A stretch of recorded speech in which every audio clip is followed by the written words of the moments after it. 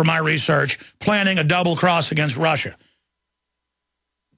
And Russia discovered that in the 60s when they came to the U.S. government with a plan for Russia and the U.S. to jointly nuke China. And the United States said no, and it turned out had secret envoys the whole time. That's now been declassified. Turned their back on 49 on Chiang Kai-shek. You always heard the stories about guns that didn't have bolts and ammo that didn't have powder in them.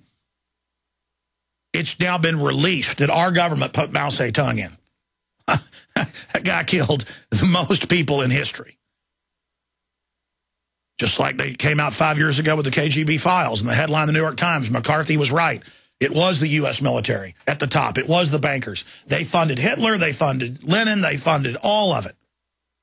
The Russians double-crossed the bankers, got their country back, and is now basically a military state with Putin as a front guy. And they've got nuclear weapons, and they will use them.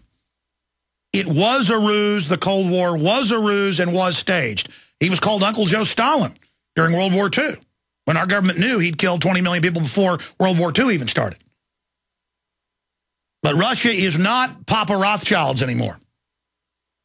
And boy, so you can see how things turn around on them. America has been fully captured by this. And so here's Iran under military attack, under all of this, putting up with it. And they're saying, now Obama says, you better give our drone back or we may do something. Under the rules of war, common sense, you don't give back a drone you shoot down that's illegally over your country. Imagine if Iran had a drone over here and it got shot down and Iran said, give it back.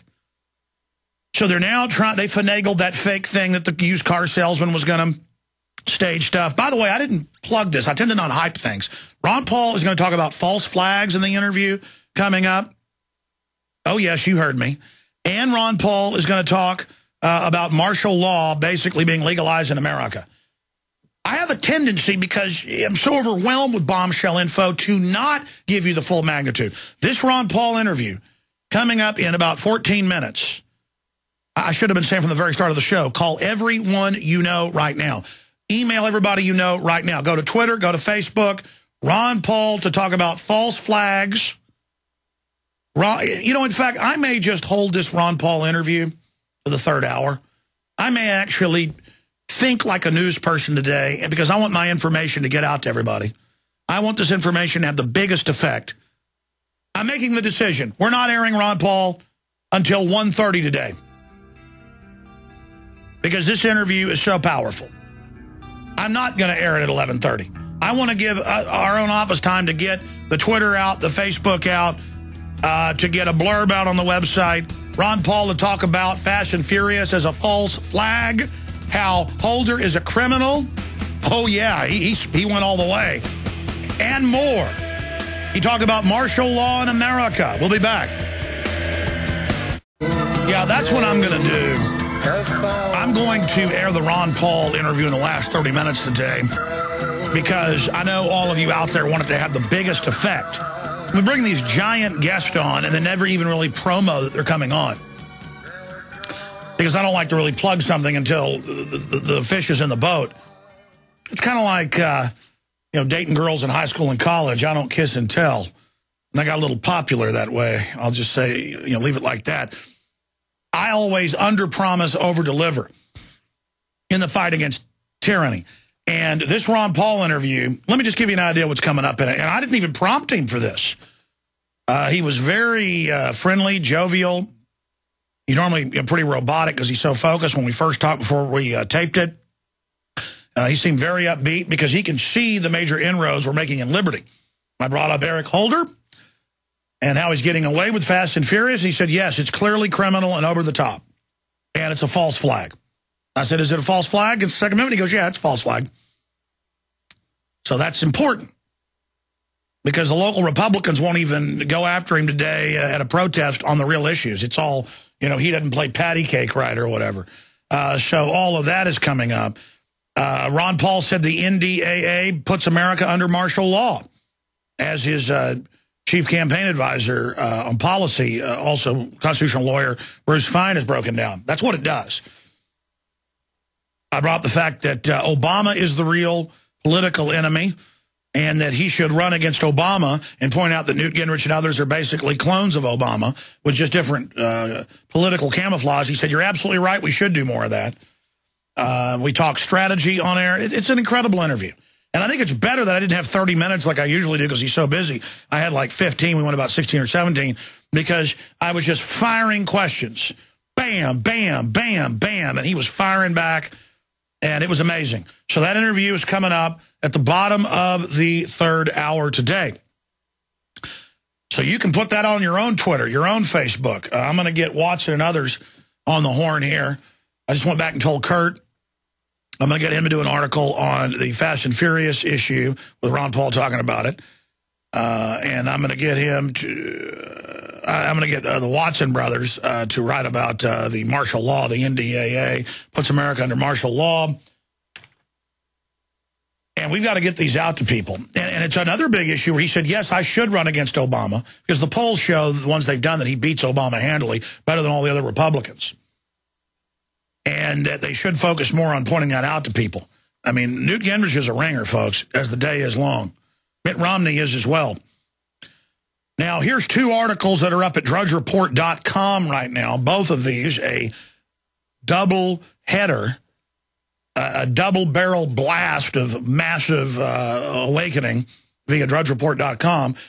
From Infowars.com, Paul Joseph Watson and his political scientist brother, Steve Watson, unannounced Verizon emergency alert causes panic in New Jersey. Scared citizens flood 911 boards with anxious calls. It was just an accident from Homeland Security, but no mention in the mainstream media that it was the government doing it. Continues, Russian protesters encountered surveillance UAV. Thank goodness this sort of thing doesn't happen in the land of the free. Oh, wait, it does. We're going to be breaking that down as well. Now, one thing I ran out of time with Ron Paul to get into is Google chairman says online privacy bill would criminalize the internet. That's actually what it does. It just says there's no freedom, no nothing, no due process. They can just shut you down, ban you from the internet. It's an internet ID system where you got to log in to go online anywhere. Total surveillance. Overkill on internet privacy. Washington Post says it is an internet kill switch, but a selective one. Who's been saying that for years? Who's been saying this for 5 years? I'm not bragging. I want to just show you. I live this stuff. I eat, drink, and sleep it. I dream it. I know what they're doing. I'm inside their mind. You can do it too. If you get into reality and study the enemy like any good general, you will become them. In your mind, you will look through their eyes. How many times, how many article headlines for 5 years have said this? Internet privacy bill, a free speech kill switch. Here it is, Weekly Standard. MPAA head Chris Dodd on online censorship bill. China's the model. They go on to break down that it is the Chinese model. You know why it's the Chinese model? Yahoo, Microsoft, and others, and now Google capitulated, all built for China their internet censorship system. Of course it's the Chinese model. We wrote an article 7-8 years ago titled Facebook, the Trojan horse for internet censorship. And we explained not this model, but future ones where everything is big, giant conglomerate sites like Facebook, Twitter, Google, and then you simply get delisted off of those. Congress says they're going to do that. I've studied the enemy operation. We'll be right back. Stay with us. Ladies and gentlemen, we are back live, and the Ron Paul interview I did was so powerful. You know, normally I don't get up here and say, oh, my gosh, it's the best one ever, or, oh, my gosh, we're going to wait till the end of the show to air this. I mean, this is a powerful interview. It's got me on the edge of my seat right now, running around like a Tasmanian devil with its head cut off. Yeah, that's pretty wild, isn't it? During the breaks here, but we're getting the MP3 of it done, of the video and audio interview. I'm getting it to my writers right now. I was just going to air it for the writers and everybody to hear it the first time, but then they always miss notes and stuff and then have to wait to get an article out. So that's another reason I've decided to air it in the last 30 minutes of the show today, the interview we did just about an hour and a half ago, because it is so powerful, as I just said. That way, my writers can have their articles ready. We can air the interview. Then the articles go live with the MP3 of the audio. And so, I mean, believe me, this has got the strategy to win in Iowa. Ron Paul says we can win. It's true. He talks about the hoax of the media imploding, saying he can't win. He talks about dirty tricks boomeranging on them. He talks about Iran. He talks about all of it. But he says that the NDAA, National Defense Authorization Act, establishes martial law in America. We know that does. But the fact that he's talking about it, that puts a lot of light on it. And he said it should be the #1 story in America right now. He's right. Man, talking to Ron Paul is like talking to an 76-year-old Alex Jones. It's like when Bruce Fein was on. It's like talking to myself or something. He said when it's him and Ron Paul, it's like a Vulcan mind meld. They're just like on the same page. It's freedom. It's common sense. It's right there.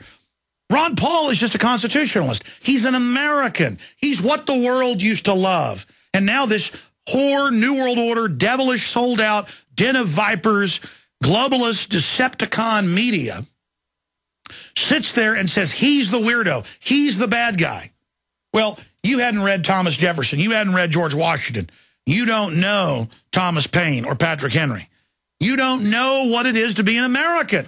I'm sick of people attacking real Americans. I'm tired of the Homeland Security and state police training manuals that read like a comic book. If you'd have given somebody 30 years ago these training manuals, they would have laughed at you.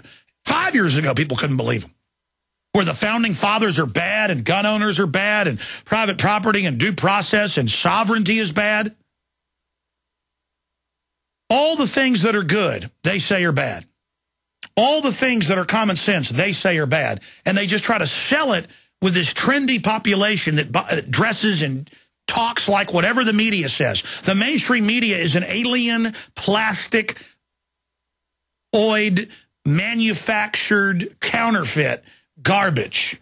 That's why it doesn't fill you up. It's why it doesn't satisfy the soul. It's why you're so unhappy. And people then burrow deeper into the system, thinking it's going to make them happy.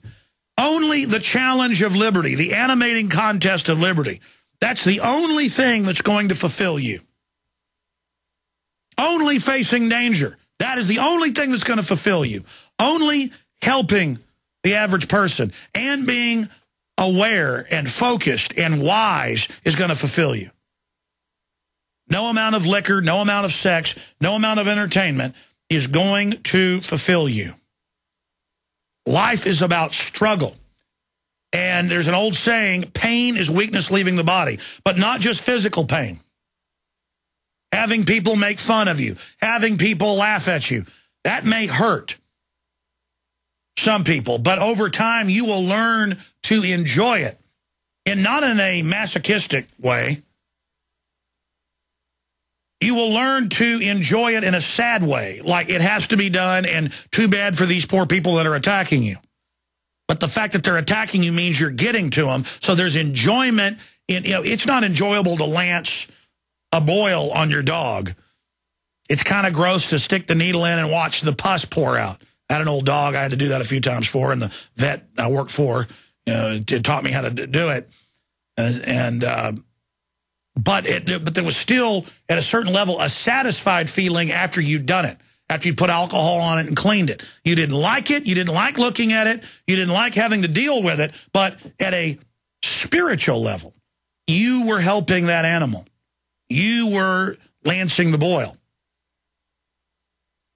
It's the same thing doctors get. When people that aren't used to it see chopped open bodies, little kids' faces blown off, they get freaked out. Doctors are focused, helping them, trying to save them,